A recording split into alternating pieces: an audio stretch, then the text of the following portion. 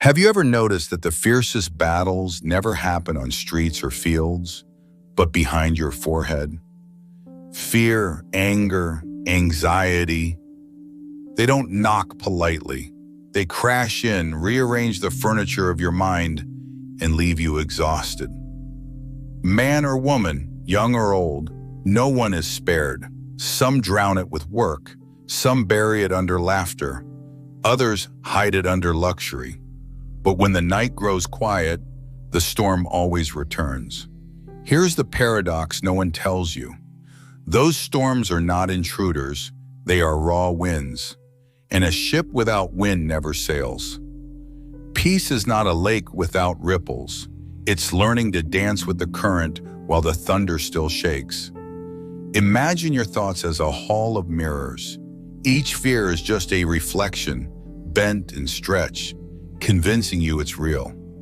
Yet all it takes is one shift in perspective, and the monster shrinks back into glass. Once you grasp this, you stop chasing shadows and start mastering the flame behind them. In this video, we will move through 7 layers, each one pulling you closer to that mastery. And if you stay with me until later, I'll place in your hands a gift, something designed to steady you the next time your inner storm tries to claim the throne. So breathe with me once. Inhale, hold, release. You've just proven you can command one moment. The question that now hovers over you: when the next wave crashes, will you surrender as a passenger or rise as captain of your own sea? 1. Your mind is an engine, you hold the ignition. Most people treat the mind like a stubborn machine that runs wherever it wants. But here's the shock. Your mind is not a passenger vehicle. It's a high-performance engine. Left on idle, it burns fuel, overheats, and fills the air with smoke. Start it with intention, steer it with clarity, and it can carry you across any terrain. Think of thoughts as gears. When you stay stuck in reverse, regret, comparison, self-doubt, you grind metal against metal. When you shift into forward, gratitude, focus, direction, the ride smooths out. The engine itself isn't good or bad. It magnifies whatever gear you choose. I once sat in an office meeting where a project collapsed in front of everyone. Tension rose, voices sparked. My instinct was to slam the accelerator, raise my voice, join the chaos. But I gripped the wheel instead, wrote quietly on my notepad, "What is the next useful move?" In that moment, the noise became background. I found traction. And when I spoke, calm and precise, the energy shifted. My control of the gear helped others downshift too. Another time in a supermarket, the cashier miscalculated my bill. Old me would have barked, "Check again." That day, I caught the gear before it slipped. I said, "Let's sort it together." Her nervous smile softened. The man in line unclenched, and I walked away not with victory, but with peace. One small shift in gear, and the entire ride of my evening changed. If my brain were a car, it would flash the check engine light every 5 minutes, even when nothing's wrong. Maybe yours too. The trick is learning which warnings to take seriously.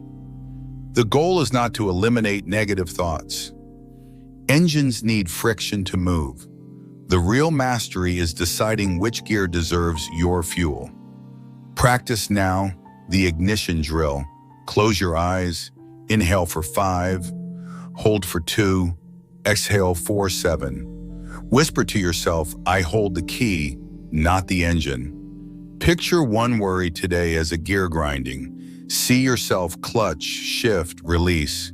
Do it 3 times. Notice how the engine calms under your command. As Marcus Aurelius wrote, the happiness of your life depends upon the quality of your thoughts. Quality here means which gear you choose. Don't hand the keys to panic, fear, or anger. Reflection. In which area of your life today must you grab the wheel, work, family, or even a checkout line, and shift the gear before it drags you off the road? 2. Direct the mind from autopilot to pilot. Picture yourself thousands of feet above the earth, harnessed tight across your shoulders. The hatch opens, air whips past your face, your stomach lurches.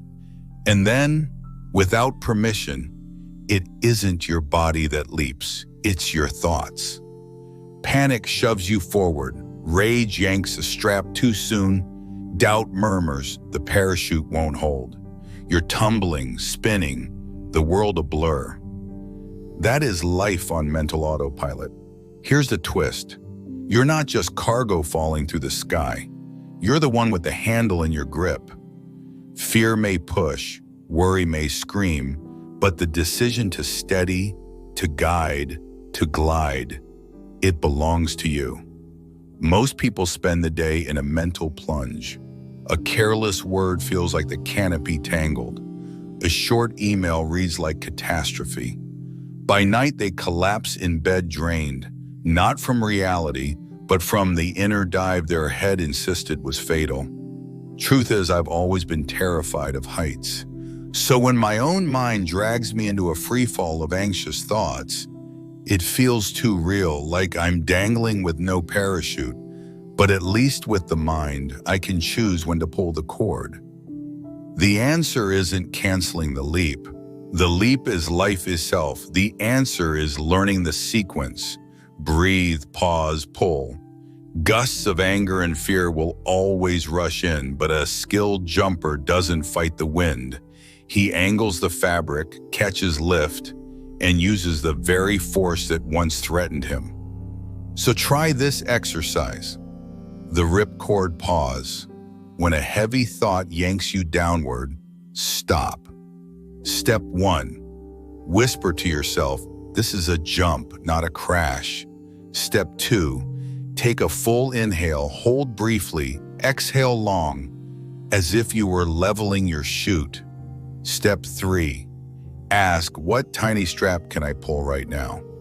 Maybe it's sending one line of the message, drinking a glass of water, or stepping outside for a minute. Small tugs, big stabilization. If this practice speaks to you, don't just keep it to yourself. Share this video, drop a comment about your own jump, and let's build strength together. It rarely takes more than 60 seconds, yet that minute can mean the difference between spinning helplessly and steering with intent. Marcus Aurelius once said, "You have power over your mind, not outside events." Realize this and you will find strength. Think of strength not as brute force, but as the calm grip on the harness.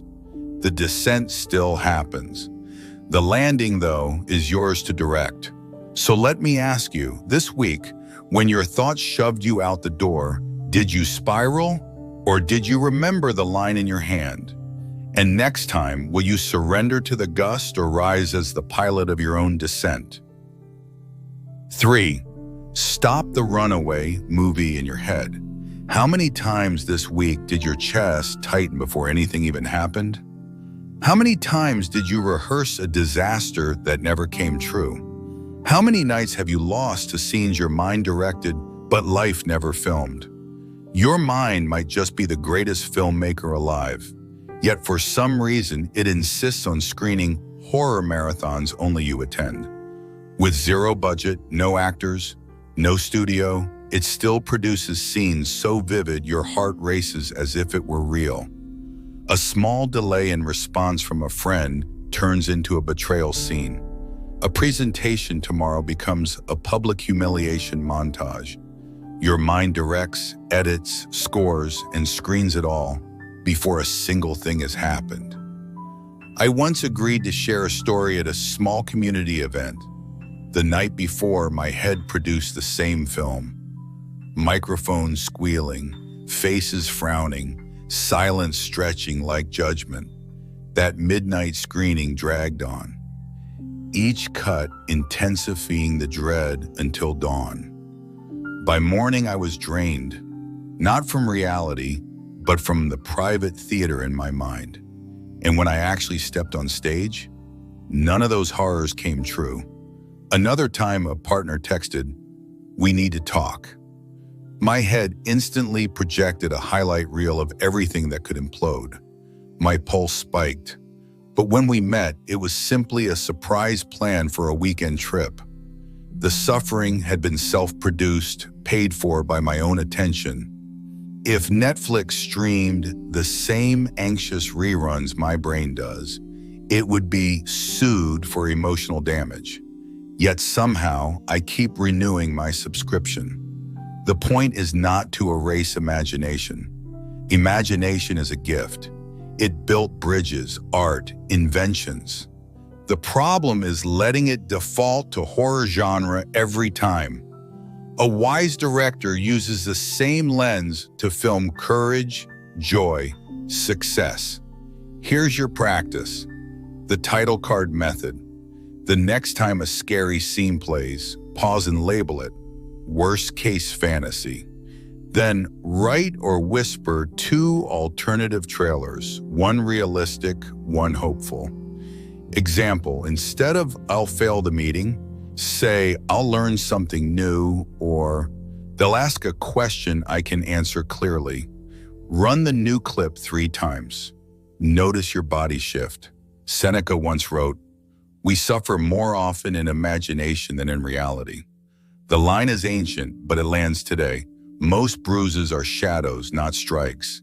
And because you've walked with me this far, here's where theory ends and a secret practice begins. The gift I promised. Here's something I rarely share. When fear begins filming, stop and shoot your own reel. Close your eyes. Picture yourself handling the situation with calm precision, walking into the room, breathing steady, delivering one clear line. Run that reel for 60 seconds, 3 times. Neuroscience agrees. Your brain rewires on what it rehearses. Build this habit and fear loses its producer's chair. So I'll leave you this. What channel has your mind been tuned to this week, disaster or possibility? And if you held the remote, which scene would you broadcast first? 4. Rename the feeling, reclaim the power. I once realized my head works like a bad office clerk. It stamps urgent on everything. A late text, a frown, even silence. No wonder I felt drained before the day even began. The real problem wasn't the feeling, it was the label I stuck on it. Have you ever noticed how quickly a single word can trap you? You feel your chest tighten and you call it anxiety. Instantly, the label multiplies the weight. But what if the same sensation were called energy? Suddenly, it becomes fuel. The body didn't change, only the word did.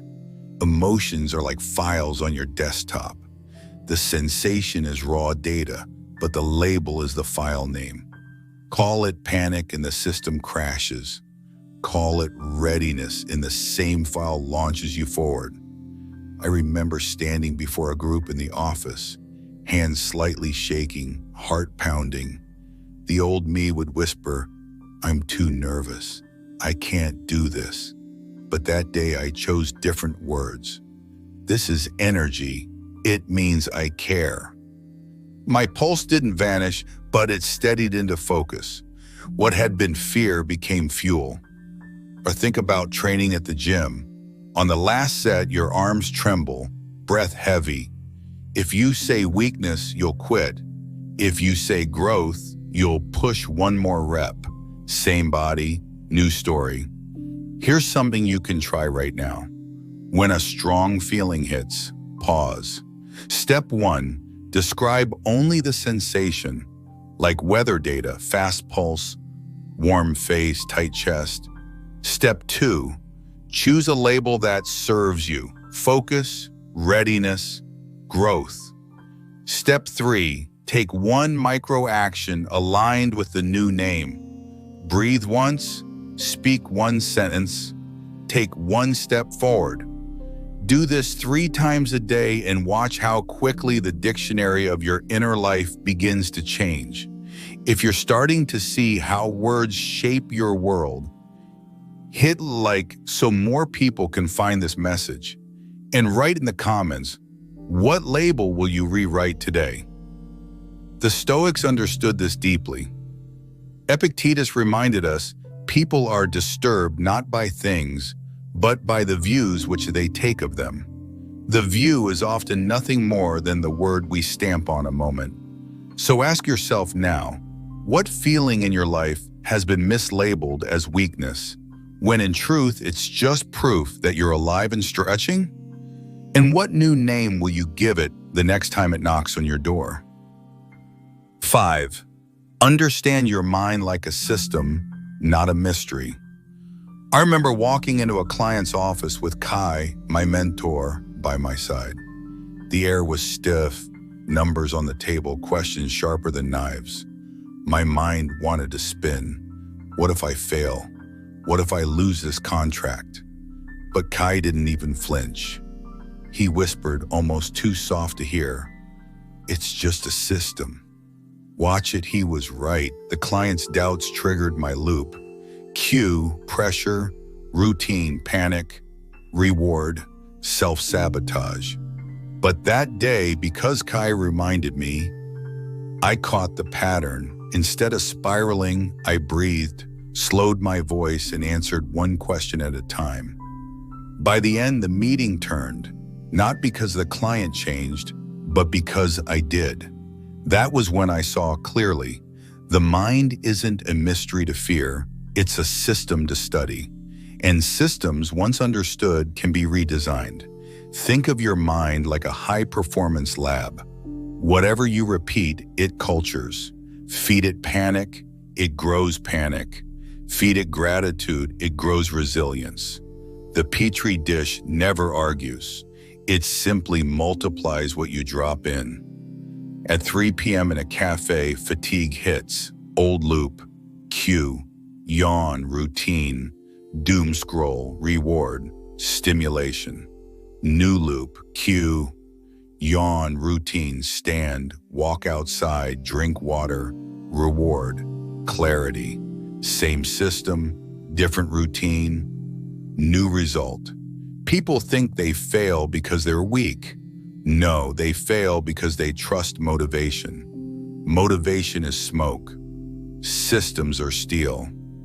Try this. Pick one stress loop you know well. Write 3 arrows. Cue to routine to reward. Then swap only the routine. Make it something doable in under 2 minutes. Stretch, note 1 line, step outside. Run that experiment for 7 days. You'll notice the cue stays, but the reward begins to shift. Marcus Aurelius wrote, "You have power over your mind, not outside events." Realize this and you will find strength. He didn't mean brute force. He meant understanding the system and becoming its engineer, not its prisoner. Answer me honestly, who's been running your loops lately? The weary self that grabs shortcuts in the dark, or the deliberate self that engineers with clarity? One way or another, the system keeps running. The only question is, who's in charge? 6. Step back. You are the observer, not the storm. Silence. That's when the mind grows loudest. A single thought appears, tiny at first, and suddenly it swells into thunder. But here's the truth most people never learn. You are not the thunder, not even the cloud. You are the sky behind it all.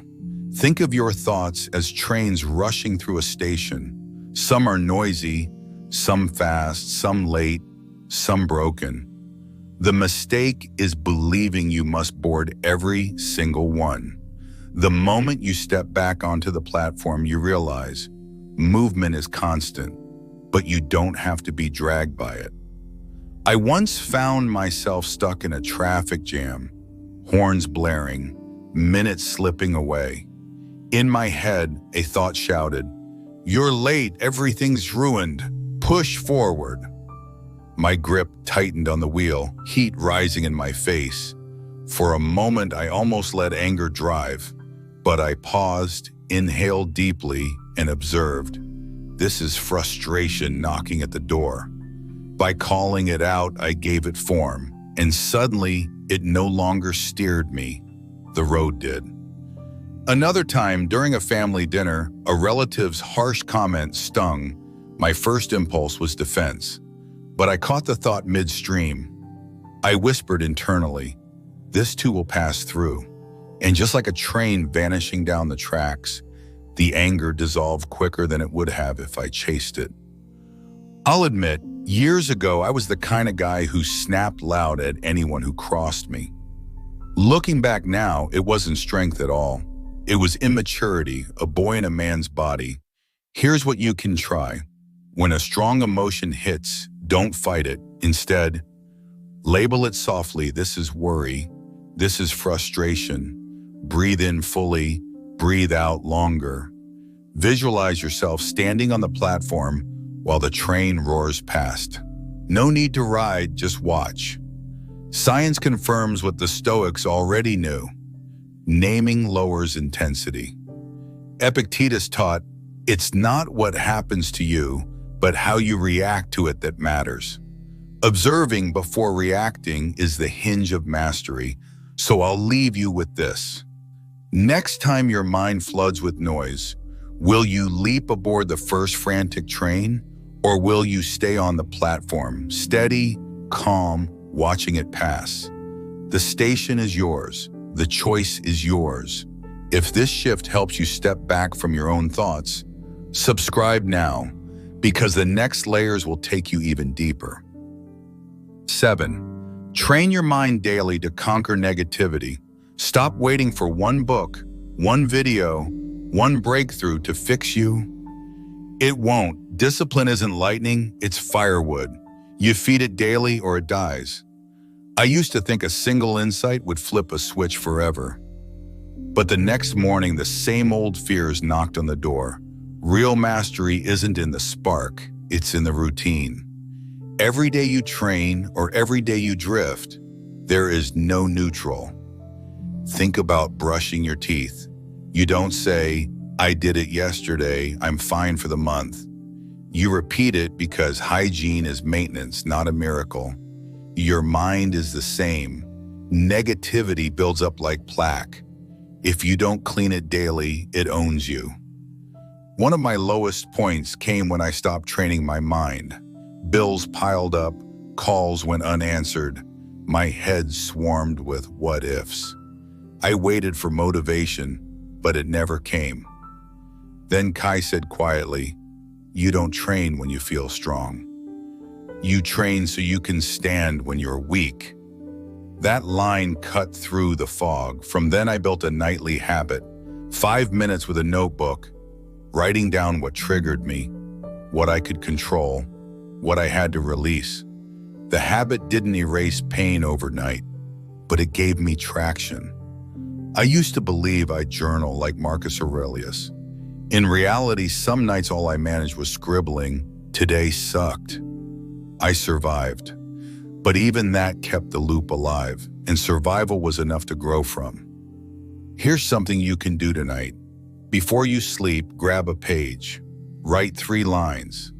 What made me anxious today? What did I do well? What will I release before tomorrow? Do it daily for 7 days. Watch the patterns emerge. You'll begin to see your mind's traps and your strength. Epictetus once said, no great thing is created suddenly. Training the mind is no different from training the body. 1 rep doesn't change you. Thousands do. So I ask you, are you going to let tomorrow arrive with the same untrained loops, or will you start chiseling today? 1 pause, 1 breath, 1 page at a time. And remember this, conquering negativity doesn't mean you'll never feel it. It means it won't own you. It means the storm rages, but you stand. It means you write your own lines, not the old script. So answer in your own heart. Will you leave here a passenger of your emotions or the trainer of your mind? The choice is yours, and it begins tonight. You've walked through every layer with me. 7 steps, 7 perspectives, 7 tools. But remember, none of them matter unless they live in you tomorrow, and the day after, and the day after that. The truth is simple. You are not broken. You are not behind. You are not too late. You are a mind in training. And every thought you redirect, every pause you take, every word you choose with intention, these are victories. Small ones, yes, but small victories become unshakable strength. So carry this with you, the next wave of anger, the next spark of fear, the next shadow of anxiety. They are not your masters. They are your teachers. And you are the one who decides what to learn and how to rise. Breathe once with me now. Inhale, hold, release. You've just proven you can own a moment. Own enough of them, and you'll own your life. The storm is real, but so are you. And nothing is stronger than a mind trained in daily truth. And if this journey gave you strength today, like this video, share it with someone you care about, and subscribe for the next lesson. Then drop one word in the comments, strength. Let's make this a place where discipline meets hope.